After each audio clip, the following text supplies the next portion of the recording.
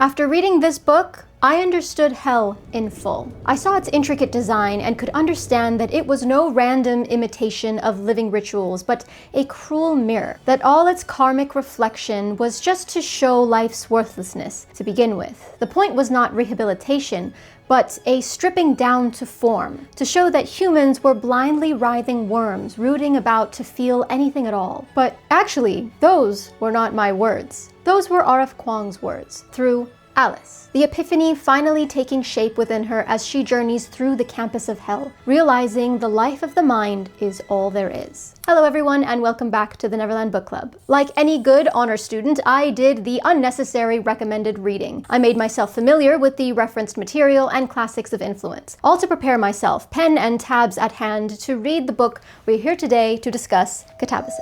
Today we are descending into the darkness of academia, the underworld of bureaucracy, the kind of hell where footnotes judge you and the tenure committee might actually be demons. Katabasis by RF Kuang is a story that takes the ancient concept of descent into the inferno and asks one simple question. What if hell were a campus? What if the underworld was depicted in terms of academia? Through its framework, Kuang argues that the true darkness of academia lies not in its competition or prestige, but in how it reshapes identity, convincing its brightest minds to descend willingly in pursuit of validation, even at the cost of one's humanity. Grab your chalk, children.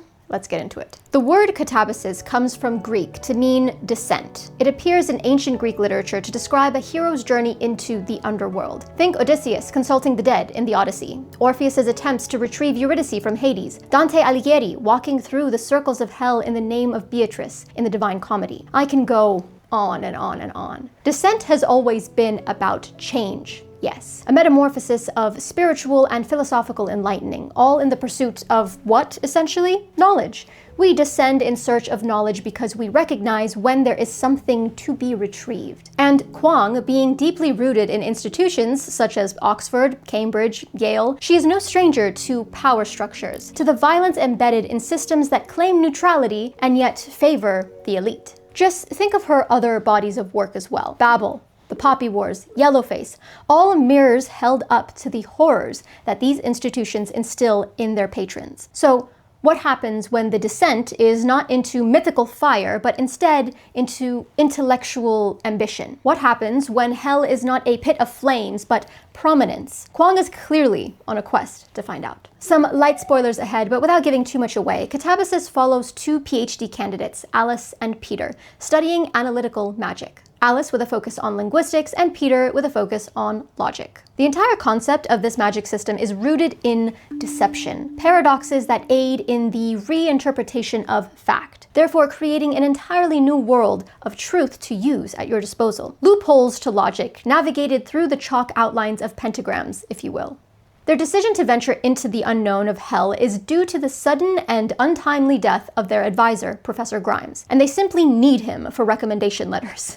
Otherwise, their futures in academia are fraught with failure. There simply is no other choice than to sacrifice half of their remaining lifespans and pay the price for a round trip. I also just love the name choices. Peter, a forever child, and Alice, the descent down the rabbit hole. Though I'm not sure if that was Kuang's intention. That's just what I thought when I read them. Academia here is not just backdrop. It is ecosystem, hierarchy, battlefield, each circle of hell reimagined in the eyes of the institution. Defending one's dissertation is akin to gaining access to the bliss of the beyond. The river Lethe harrowed as the greatest price of one's memory to that of an academic. Rivals simmer beneath polite discourse. Advisors wield power that borders on divine. The pressure to publish, to produce, to outperform becomes existential. And when the literal descent begins, when the metaphor becomes physical, the characters are forced to confront what they've sacrificed in the name of achievement. This is the farthest thing from a cozy campus novel. This narrative dissects ambition, complicity, and the cost of recognition, spread all out on a lab table for you to study.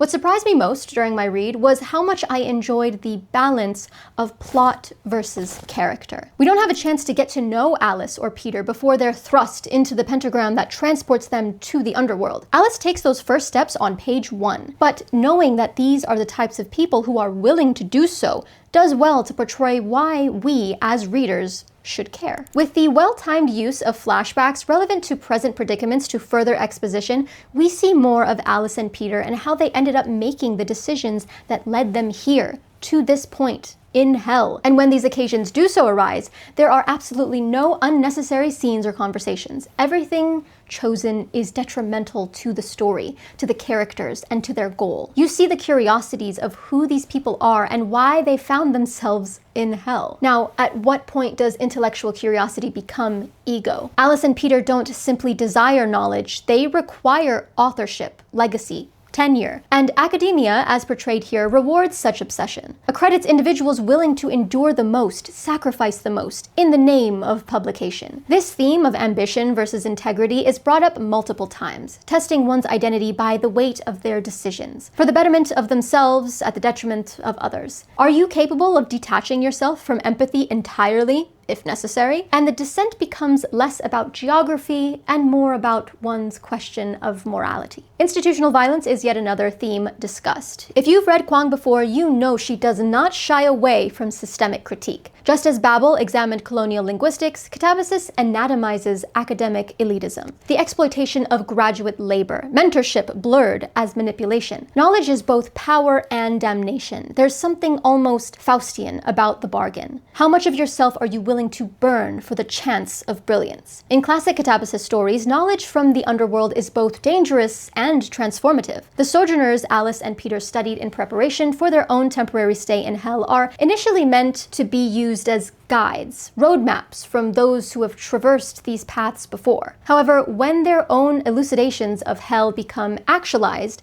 they find themselves entirely isolated. They've not only distanced themselves from their family and the potential of friends, but from one another with miscommunicated misbeliefs. Their assumptions of their feelings is what holds them back from being a true team. And sure, some could say Alice and Peter are an underlying rivals to lovers, but I didn't really read it that way. When they find themselves in the lowest pit imaginable, waiting for the inevitability of their demise, this is when they finally reveal themselves to the other. Because in life, what we truly seek is witness. Witness holds meaning. Peter and Alice say aloud their most deepest secrets, their unrealized desires, leading to an altruistic climax I didn't see coming. Now, I want to go over symbols briefly. The descent is a pretty obvious one. It's the title of the book. However, the idea of descent functions on multiple levels: spiritual, physical, emotional, professional. Each lower level reflects a stripping away of something, of certainty, ego, institutional identity. Hell is quite literally layered, and each layer reveals something different about the character's ambitions. I really appreciated the visual notes in the novel as well, seeing how each character depicted their own surroundings through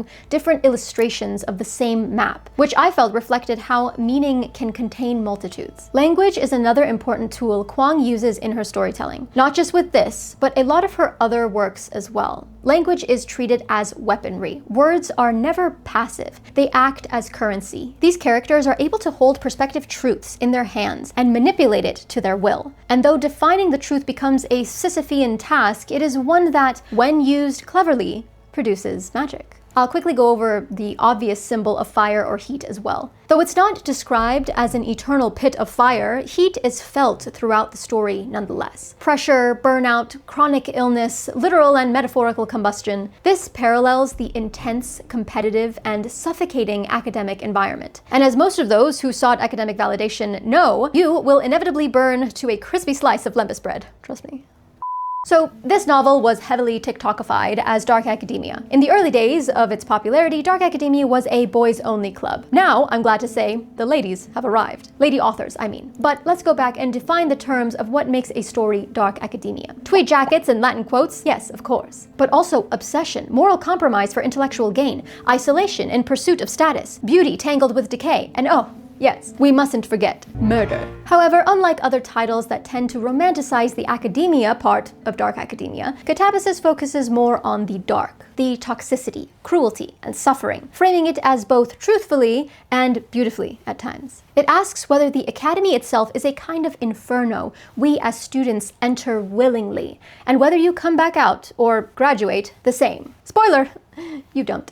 College changes you forever. Stay in school, kiddos. So who is this book for? Honestly, it felt like this book was for me. A former academic who tied their entire identity, and still does, to achievement. Perhaps graduate students who have cried in library bathrooms. Perhaps anyone who's questioned whether institutional validation equals the prices you pay with your very soul. Because I swear, there's a reason most universities have ghost stories. If you're interested in a more romance-forward fantasy dark academia though, this may not satisfy that appetite. But if you're in the mood for a more cognitive horror, the kind that lingers and makes you question if you should yet again change your major, welcome. No need to bring a jacket, it's hot as hell down here. As for recommended reads, we have a very obvious list I almost feel silly for bringing up, including The Secret History by Donna Tartt. This was, I felt, the closest vibe out of the bunch to Katabasis, solely due to the ideals of elite academia and moral unravelings. If we're talking about my personal favorites though, we have If We Were Villains by ML Rio, focusing more on performance, rivalry, and classical tragedies. I have to mention Babel, of course, for its institutional critique and unique use of subtle yet necessary magic systems that help rather than hinder the plot. We also have Ninth House by Leigh Bardugo. I only have the physical copy of the second book. But these were fun if you're into the more secret society flavor of dark academia that takes academic horror a bit more literally. There's also the Atlas 6 series, if you're looking for a character ensemble-driven narrative rather than plot, because we all know that's Blake's entire writing personality. Or if you're into a dark academia story that's set in a music school with unexplained magic and influenced by Hamlet, watch out for my next book. Title and release to be determined. That's a lie.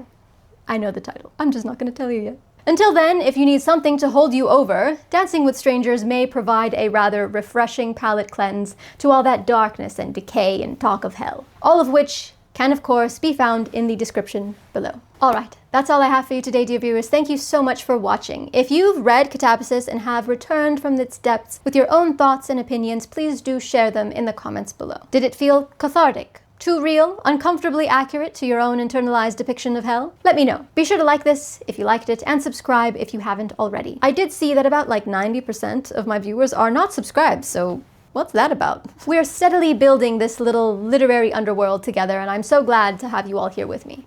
Today's shout out goes to this person. I, for the life of me, don't know what your username is trying to say. I am Atten? I am Tin?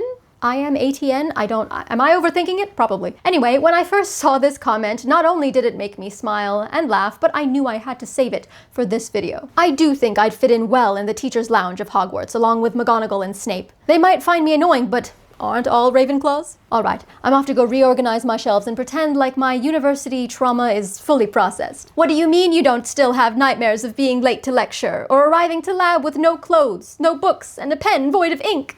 Just me? Oh well. Stay lost, keep reading. Goodbye. Yeah.